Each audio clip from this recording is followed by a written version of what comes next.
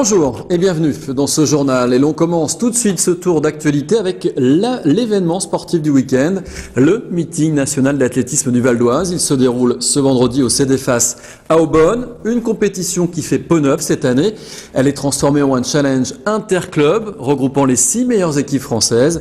Une formule qui change mais toujours de belles têtes d'affiche telles Eunice Barber ou encore Daniel Dossevi. À suivre particulièrement, vous allez voir sur ces images, Michael Anani avec le très beau plateau en saut en hauteur messieurs, toujours impressionnant. On suivra donc le Valdoisien Michael Anani, 5e des derniers championnats du monde de saut en hauteur et qui aborde cette manifestation, vous allez l'entendre, sans objectif particulier. On l'écoute tout de suite au micro de Fabien Médicou. Je ne prends pas la tête. Je viens, si ça passe, ça passe, ça passe pas, c'est pas grave. Je viens vraiment ici pour voir où j'en suis, sans me prendre la tête et juste me faire plaisir. Des fois, c'est bien aussi de faire de la compète vraiment sans se fixer d'objectifs. Venir prendre du plaisir, ressentir des nouvelles sensations et puis voilà, se prendre au jeu.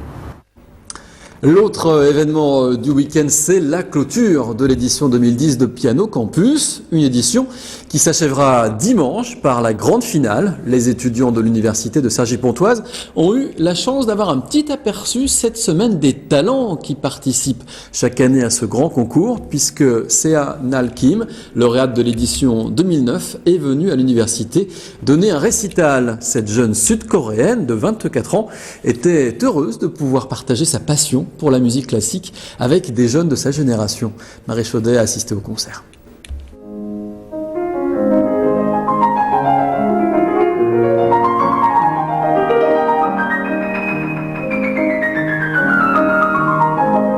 Prokofiev, Ginastera, Chopin, pendant près d'une demi-heure, Sea-Nal Kim, gagnante du Piano Campus 2009, a partagé sa passion pour la musique classique avec les étudiants de l'université. Un vrai plaisir pour cette Sud-Coréenne de 24 ans. Quand on joue, les spectateurs sont super, mais souvent la moyenne d'âge est élevée. Donc je trouve qu'en tant que musicien, on a besoin de quelqu'un de jeune qui puisse porter cet intérêt pour la musique classique. Et c'est pour ça que je suis si heureuse d'avoir tous ces jeunes intéressés ici, dans cet amphi. L'université accueille tous les ans le vainqueur du Piano Campus. De 12h30 à 13h, les étudiants pouvaient s'accorder cette petite pause musicale et ainsi découvrir ou redécouvrir la musique classique. S'il n'y avait pas de Piano Campus, je n'irais pas forcément à des concerts de musique classique, surtout du piano. Pour l'université, ce concert permet aux étudiants d'accéder gratuitement au récital de pianistes virtuoses. La qualité de ces concerts et de tels concerts ne sont pas forcément accessibles à toutes les bourses. Aller au concert, c'est quand même une démarche qui coûte, qui peut être onéreuse. Donc il y a aussi cet aspect-là à l'université. Conquis par ce concert, les étudiants se laisseront peut-être tenter par d'autres récitals de piano.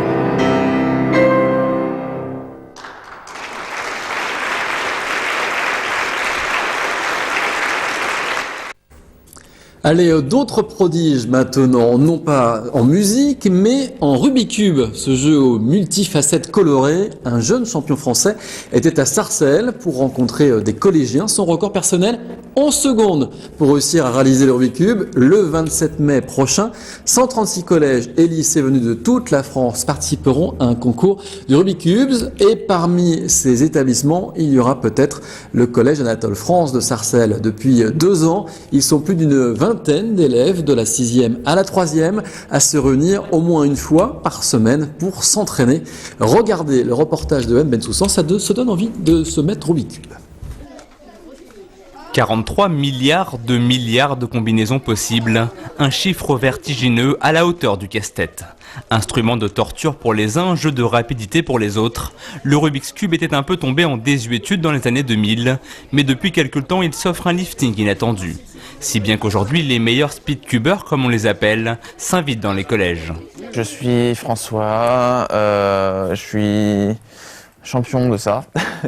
Si François Séchet en sourit toujours un peu, ses résultats parlent pour lui. 7e français à tout juste 22 ans avec un record personnel à 11 secondes 15.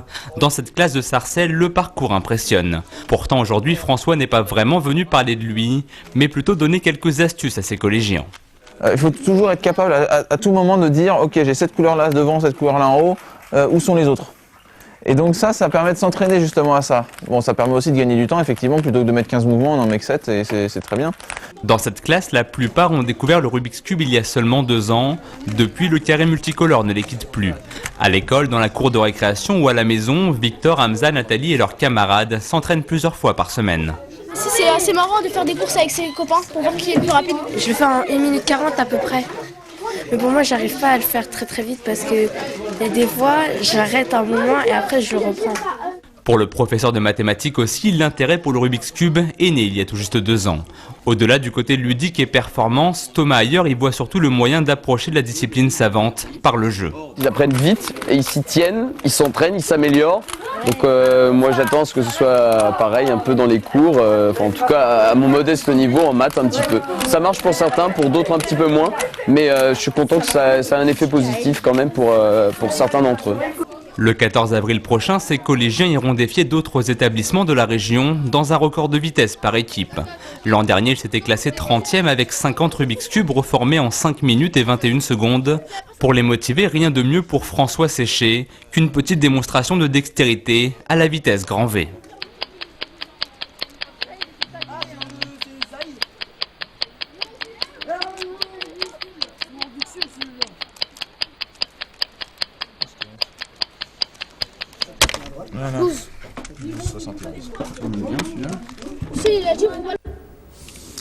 Impressionnant. Voilà, ce journal se termine. Merci de l'avoir suivi. L'info continue bien sûr sur vonews.fr. Bon week-end et à Rubik's Cube.